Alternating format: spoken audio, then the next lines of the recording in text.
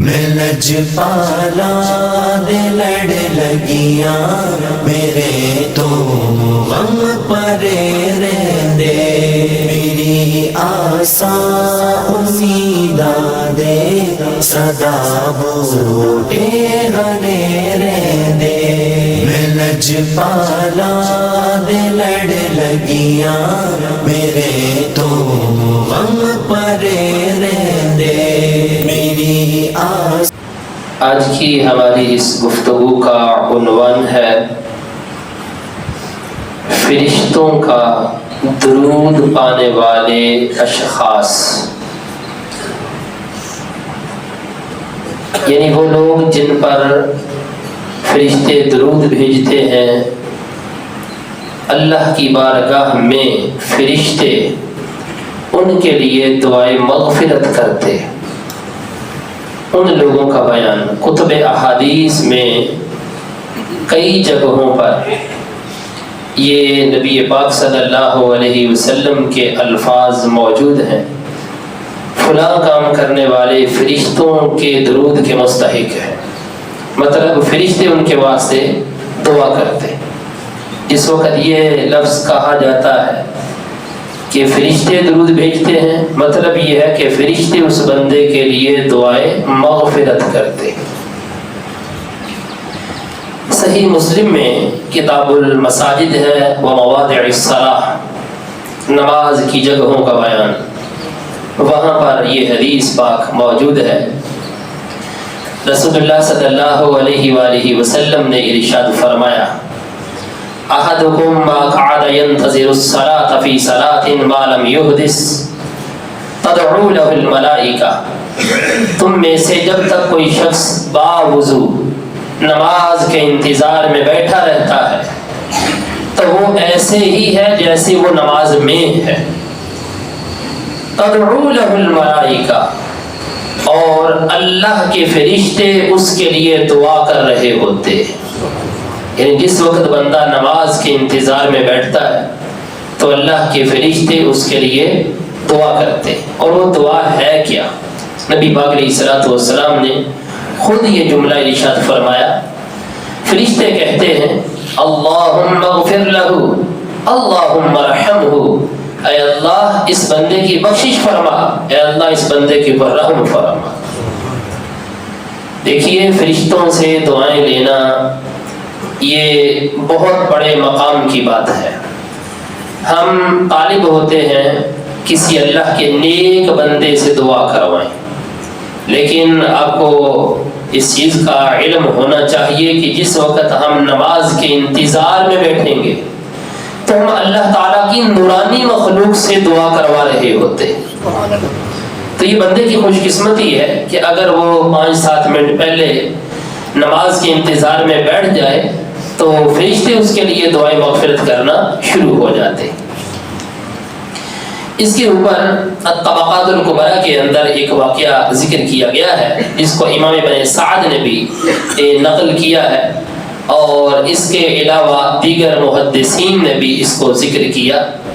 امام ابن المبارک کہتے ہیں کہ حضرت عطا بن صائب نے کہا، انہوں نے کہا کہ ہم ابو عبد الرحمن سلمہ جن کا نام عبداللہ بن حبیب تھا ان کی خدمت میں حاضر ہوئے، اور وہ اس وقت سکرات موت میں تھے، مطلب یہ ہے کہ جان کنی کا عالم تھا۔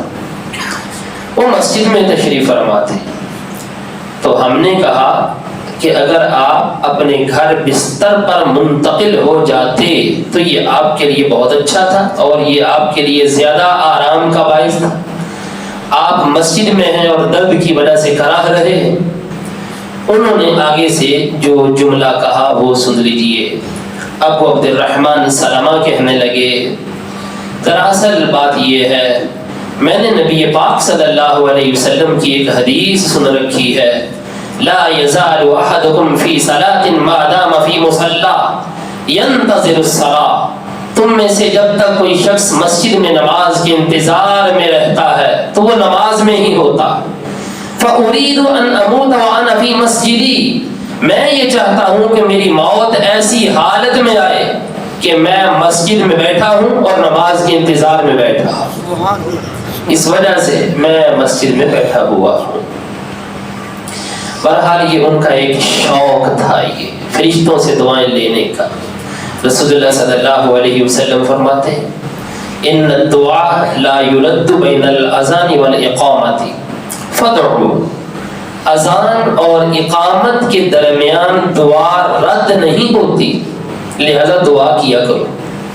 یہ اسی بندے کو موقع مل سکتا ہے کہ جو نماز کے انتظار میں بیٹھا، یعنی جس وقت اذان ہو جائے اور ابھی اقامت نہیں پڑی، مکبر نے اقامت نہیں کہی اور بندہ بیٹھا ہوا ہے، تو جس وقت اقامت کہیں جانے لگے اس سے پہلے بندہ کچھ نہ کچھ دعا مانگ لے، چاہے ہاتھ اٹھا کے مانگ لے چاہے ویسے مانگ لے، کوئی مسئلہ نہیں ہے، جو چاہے مانگے۔ سرکار فرماتے ہیں اذان اور اقامت کے درمیان جو دعا مانگی جاتی ہے وہ رد نہیں ہوتی، فادعوا، لہذا تم لوگ دعائیں مانگا کرو۔ اب ایک وہ لوگ بھی ہیں کہ جن کے اوپر اللہ کے فرشتے درود بھیجتے ہیں، یہ وہ ہیں کہ جو پہلی صفوں کے نمازی ہوتے، پہلی صفوں کے نمازی۔ ہمارے ہاں کوشش یہ ہوتی ہے کہ ہم سب سے آخر میں آئیں اور سب سے پہلے مسجد سے باہر نکلیں، اور پھر کوشش یہ ہوتی ہے کہ مسجد کے دروازے کے قریب ہی ہمیں جگہ مل جائے تاکہ نکلنے میں آسانی رہے، اور پھر ہم وہیں سنتیں بھی پڑھنا شروع کر دیتے ہیں، اور پھر یہ نہیں دیکھتے کہ آگے جگہ خالی ہے تو کسی بندے نے آگے گزر کے آگے بھی بڑھنا ہے، یہ بھی نہیں ہم دیکھتے۔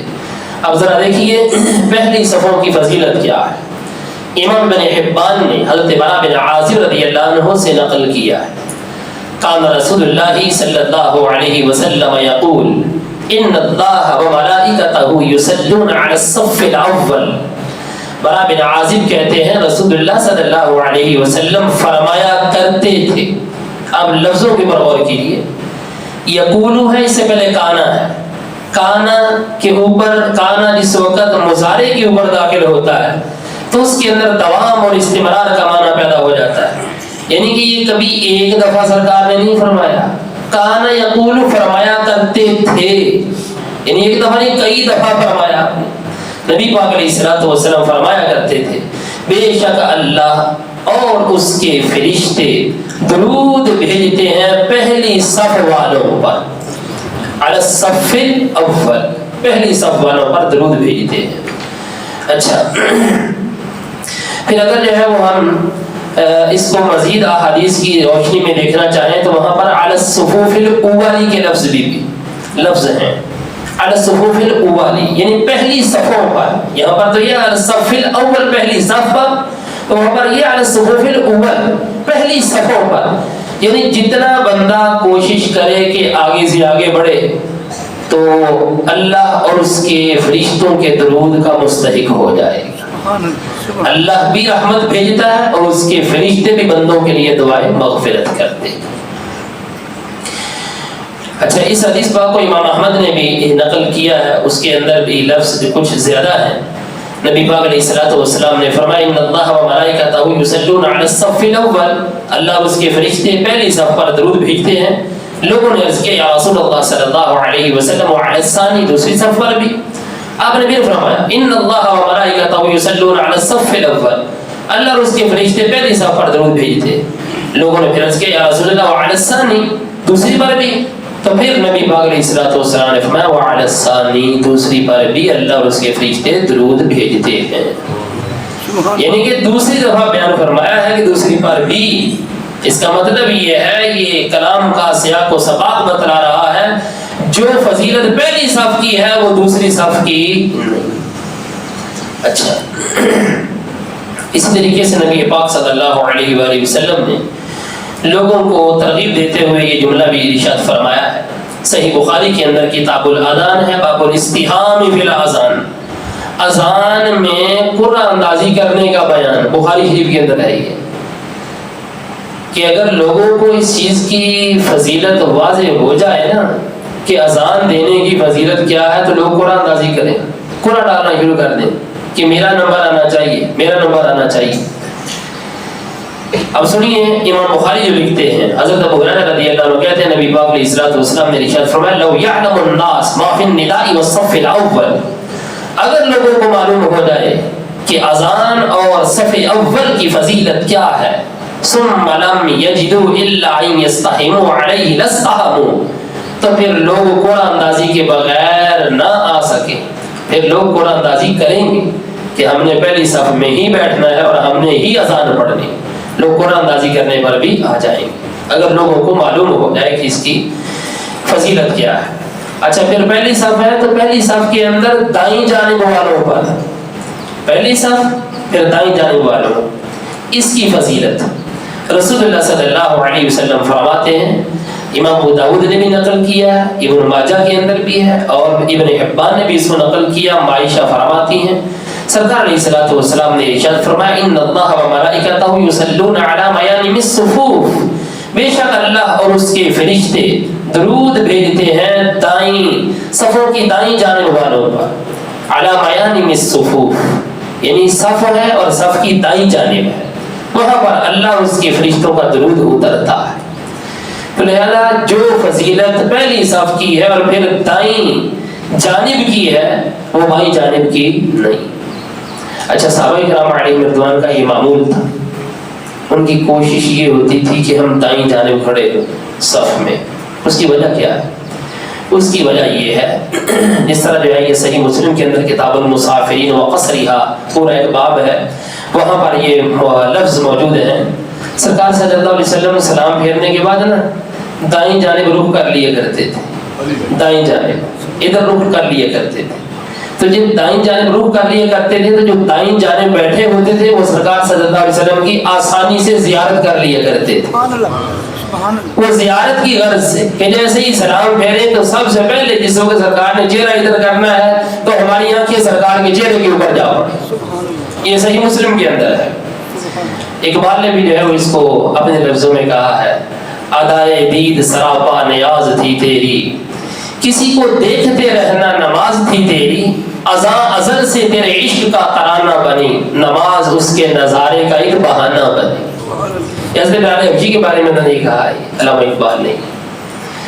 تو نبی پاک صلی اللہ علیہ وسلم کے جو صحابہ تھے ان کا جو انداز محبت تھا وہ دوسرے لوگوں سے جدا کرنا تھا.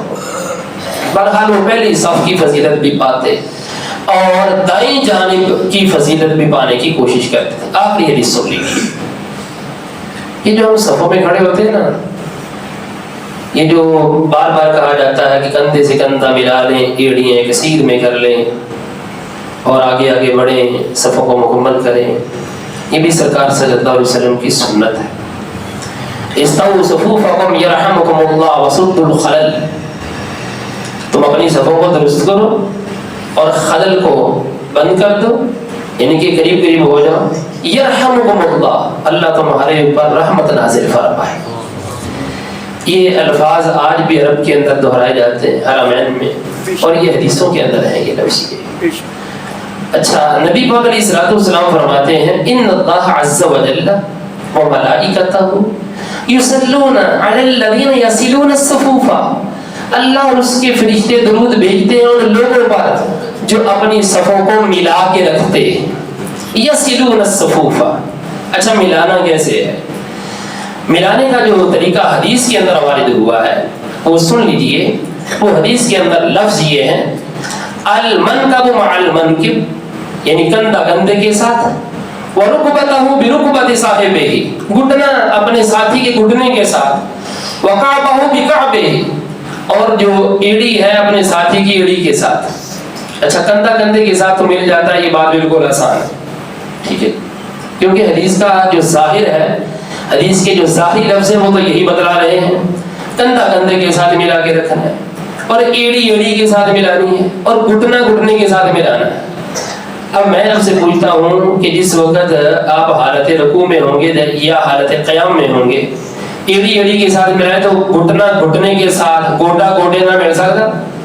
تو سوچیے نا یار، کندھا تو کبھی مل سکتا ہے. اس کا مطلب پتہ کیا ہے؟ جو محدثین نے اس کا معنی بیان کیا ہے، محدثین کہتے ہیں حدیث کے ظاہر لفظ یہی ہے کہ ایڑی ایڑی کے ساتھ گھٹنا گھٹنے کے ساتھ، لیکن اس حدیث کا کہ ظاہر کے اوپر عمل ناممکن ہے. کیوں؟ جس وقت ایڑی ایڑی کے ساتھ ملائے تو گھٹنا گھٹنے کے ساتھ کیسے مل سکتا ہے؟ اس کا مطلب ہے کہ ایڑی ایڑی کی سیدھ میں اور گھٹنا گھٹنے کی سیدھ میں یہ سیدھ مراد ہے یہاں پر، نہ یہ کہ بالکل ملا کے رکھنا، جبکہ یہ جو کندھا ہے کندھے کے ساتھ ملانا بالکل کیا ہے؟ آسان ہے۔ اس کا مطلب ہے کہ خلل کو پورا کرنا ہے، خلل بیچ میں نہیں ہونا چاہیے، سد الخلل۔ تو بعض لوگ اس چیز کے اوپر جو ہے بڑی شد و مد کے ساتھ عمل کرنے کی کوشش کرتے ہیں کہ ہم ایڑی کے ساتھ ایڑی ملائیں، تو یہ طریقہ جو ہے نا وہ حدیث کے باطن کو اگر دیکھا جائے تو یہ درست نہیں ہے۔ یہ طریقہ اصل میں حقیقت میں یہ ہے کہ ہم ایڑی ایڑی کی سیدھ میں کریں اور گھٹنا گھٹنے کی سیدھ میں کریں، اور اپنا جو کندھا ہے یہ کندھے کے ساتھ ملا کے رکھیں، ٹھیک ہے۔ یہ جو چیز آسانی سے عمل جس کے اوپر ہو سکتا ہے، دین کے اندر تنگی کوئی نہیں ہے، دین کے اندر آسانی ہی آسانی ہے۔ لہذا نبی پاک علیہ الصلوۃ والسلام فرماتے ہیں کہ لوگوں اپنی صفوں کو ملانے والوں پر اللہ بھی درود بھیجتا ہے اور اس کے فرشتے بھی درود بھیجتے ہیں۔ یہ اس وقت ہی ہوگا جس وقت ہم اپنے اندر شوق پیدا کریں گے اس چیز کا کہ صفوں کو ہم نے پور کرنا ہے اور آگے بڑھنا ہے۔ جس وقت ہم یہ دیکھیں گے کہ لو جی وہ بندہ آگے والی ہے، میں تو پیچھے کھڑا رہنا، تو پھر اس طرح صفیں پر نہیں ہو سکتی اور خلل پورے نہیں ہو سکتے۔ کوشش لوگوں کی یہی ہوتی ہے کہ ہم پیچھے سے پیچھے کھڑے ہوں، اس کی وجہ کیا ہے کہ جلدی نکلنے واسطے آسانی ہوئی، بات نکلی کہ کس طریقے سے۔ تو بہرحال جب نیکی کرنے کے لیے آئی گئے ہیں تو اچھے طریقے سے نیکی کرے تاکہ ثواب ملے، ٹھیک ہے۔ وقت بھی نکالا، وضو بھی کیا، نیند بھی قربان کی، سب کچھ کیا، لیکن پھر ادھورے ہی چلے گئے تو یہ اچھا نہیں ہے۔ دعا ہے اللہ رب العزت ہم سب کو قرآن و سنت کے فہم کی برکتیں عطا فرمائے۔